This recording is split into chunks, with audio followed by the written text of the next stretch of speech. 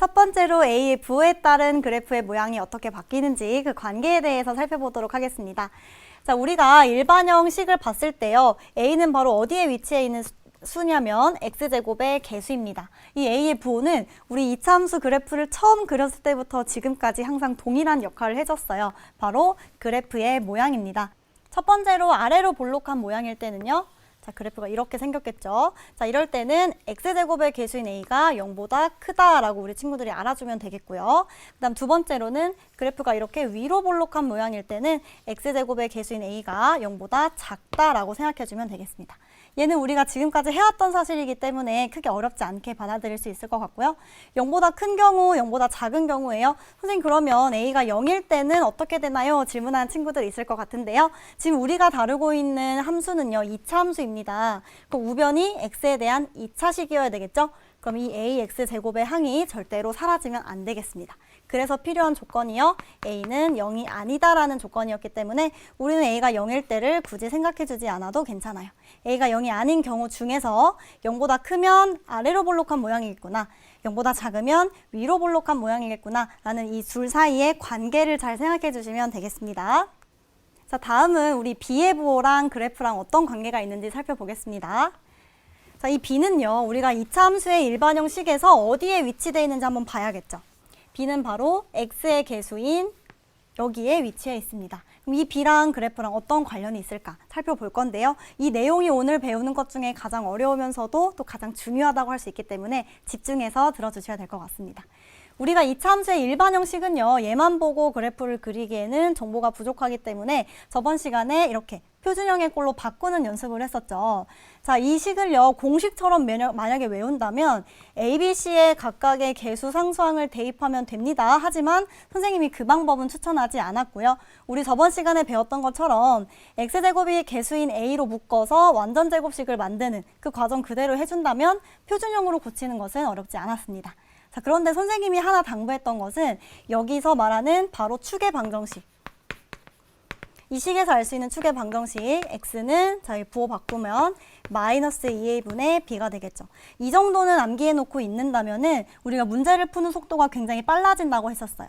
왜냐하면 문제에서 꼭지점의 좌표를 물어본 게 아니라 이렇게 축에 대해서만 정보를 물어봤다면 굳이 일반형에서 표준형으로 다 고치지 않고서도 a와 b의 각각의 x제곱의 개수 x의 개수만 대입해서도 금방 알아낼 수 있기 때문에 시간을 절약할 수 있었고요. 자, 그 다음에 얘는 곧 꼭지점의 x좌표랑 관련이 있어요. 그래서 식에다가 이 x값을 대입하면 그때의 y값이 꼭지점의 y좌표가 된다. 그런 방법으로도 꼭지점의 좌표를 구할 수 있었다고 말씀드렸었습니다.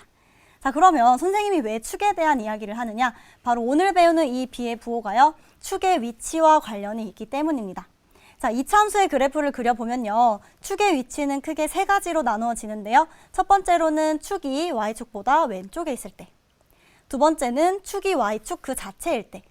세 번째는 축이 y축보다 오른쪽에 있을 때입니다. 그럼 각각의 경우에 따라서 b의 부호랑 어떤 연관이 있는지 살펴보도록 할게요. 자, 첫 번째. 축이 이렇게 y축보다 왼쪽에 있습니다. 그럼 예를 든다면 x는 마이너스 2다라는 축이 이렇게 y축보다 왼쪽에 있는 축 중의 일부가 되겠죠. 자, 그러면 이렇게 왼쪽에 위치하기 위해서는요. x는 수로 표현을 했을 때 이 수가 바로 음수가 돼야 됩니다. 즉, 마이너스 2a분의 b에 해당하는 수가 음수가 돼야만 축이 y축보다 왼쪽에 위치하는 것이죠. 자, 이렇게 보면 우리 A, B의 관계를 잘 알 수 없으니까요. 양변에 똑같이 마이너스 2를 곱해보도록 하겠습니다. 그럼 얘는 A분의 B로 바뀌고요. 마이너스 2는 음수를 곱한 거기 때문에 부등호 방향이 바뀌고 0은 그대로 0이겠죠. 지금 보니까 B의 부호인데요. B만 등장하는 게 아니라 A도 등장합니다. 자, B에서 A를 나눴더니 0보다 큰 양수래요. 자, 그러기 위해서는 어떤 경우가 있을까요? B도 양수, A도 양수이거나 아니면 B도 플러스, 마이너스, A도 마이너스인 경우에 해당됩니다. 자, 이 두 가지 경우를 한꺼번에 표현할 수 있는 말이 있어요. 바로 A와 B는 서로 부호가 같다이죠. 그래서 축이 Y축보다 왼쪽에 있을 때는요. A와 B가 서로 같은 부호이다 라고 생각해주면 됩니다.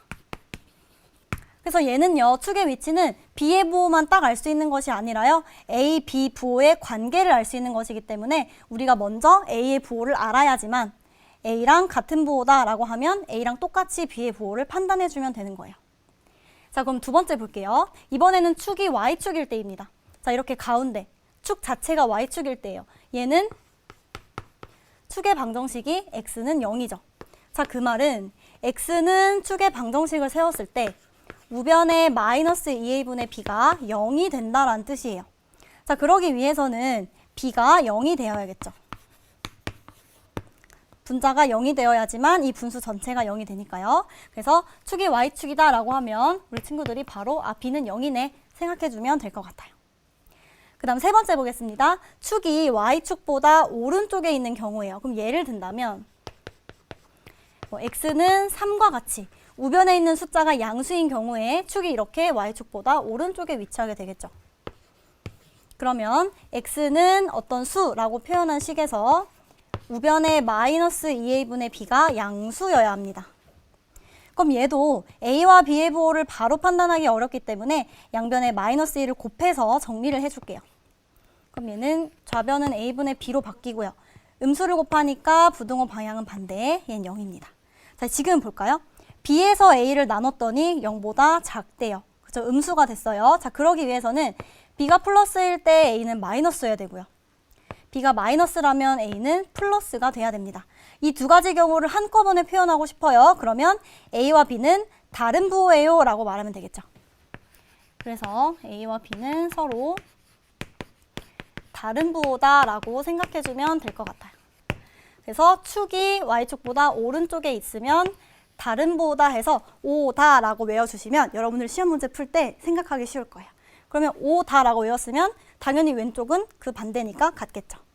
자, 그리고 여기서 하나 선생님이 더 설명을 해주자면요. A와 B가 서로 같은 부호다 라고 표현하는 방법이 한 개 더 있어요. 문제에서 등장할 수 있기 때문에 이것도 알아두세요. 자, 곱하기랑 나누기는 우리 정수와 유리수 곱셈 나눗셈 배웠을 때 부호가 똑같이 따라갔습니다. 그래서 얘는요, 똑같이 표현하면 A랑 B를 곱했더니 양수다라고 표현하기도 해요. 둘이 같은 부호여야지 곱하면 0보다 크니까요. 그럼 얘는요, 서로 다른 부호다라는 걸 설명하기 위해서는 둘이 곱했는데 0보다 작아지더라 라고 표현하기도 한다는 거.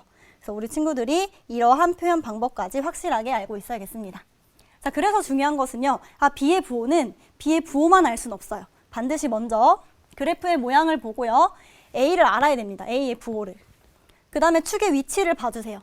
근데 왼쪽에 있어요? 그러면 그때 B의 부호는 A랑 똑같이 따라가는 거예요. 만약에 Y축 그 자체다라고 하면 B는 0인 거예요. 근데 축이 오른쪽에 있다고 하면 A랑 B랑 다른 부호이기 때문에 A의 부호의 거꾸로 B의 부호를 정해주시면 되겠죠. 그래서 축의 위치는 A와 B의 관계를 말하는 것이고, 그러기 위해서는 반드시 A의 부호부터 알아야 된다. 그 다음에 오른쪽이면 다르다, 오다라고 외우라고 했었죠. 선생님 계속 강조할 겁니다. 자, 이 부분이 오늘 가장 중요한 내용이에요. 선생님이랑 앞으로도 계속 같이 연습할게요. 자, 그 다음 세 번째입니다. 세 번째는 C의 부호인데요. A와 마찬가지로 우리가 C가 가지고 있는 역할도 계속 강조했었기 때문에 우리 친구들이 또 어렵지 않게 받아들일 수 있을 것 같아요. C의 부호는요, Y축과 만나는 점의 위치를 결정짓습니다. 그 이유는 뭔가요? 자, 우리가 Y축과 만나는 점을 찾을 때요, X에 0을 대입했었죠. 그럼 일반형의 식에서 X에 0을 대입하면 얘네 둘이 날아가고 남은 건 Y는 C였습니다. 그 말은 그래프가 0,C를 지난다 라고 해석할 수 있었죠. 그러니까 이 C는요, Y축과 만나는 점의 좌표를 의미하기 때문에 이 C의 위치에 따라서 당연히 Y축과 만나는 점의 위치가 달라지게 됩니다. 그럼 첫 번째 경우 볼게요. 자, 1번의 경우처럼 이 C의 부호를 볼 때는 다른 건 다 보지 마시고요. 그래프랑 Y축이 만나는 점만 보시면 됩니다. 그럼 얘의 좌표가 0,C예요. 그쵸? 이 Y 값이 C입니다. 근데 걔가 X축보다 위에 있어요. 그럼 이 Y 값은 뭘까요? 양수겠죠. 그래서 첫 번째 경우에는 C가 양수예요. 그럼 두 번째, 이 그래프가 Y축이랑 만나는 점이 정확하게 원점이에요.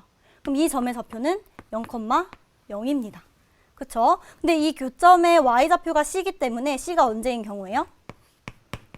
0인 경우겠죠. 자, 그다음 마지막 세 번째입니다. 자, 다른 거 보지 말고 그래프랑 y축이랑 만나는 점만 보세요. 그럼 여기도 이 좌표가 0,c예요. y값이 c인 거죠. 근데 이 점을 보니까 x축보다 아래에 찍혔네요. 그 y값이 0보다 작은 음수겠죠. 이렇게요. 그러니까 우리 친구들이 c의 부호다라고 하면 c는 뭐였지? x에 0을 대입했을 때 y값이었지. 그럼 얘는 y축이랑 만나는 교점이랑 관련이 있겠다. 그 y축이랑 만나는 교점 중에서도 y좌표에 해당되기 때문에 x축보다 교점이 위에 있으면 얘는 c가 0보다 크고 원점을 지나면 c가 0 그 자체이고 교점이 x축보다 아래에 있다면 c가 0보다 작다라는 거를 우리 친구들이 바로 확인하면 되고요. 실제로 그래프를 보고 이 c의 부호를 판단할 수 있으면 되겠습니다.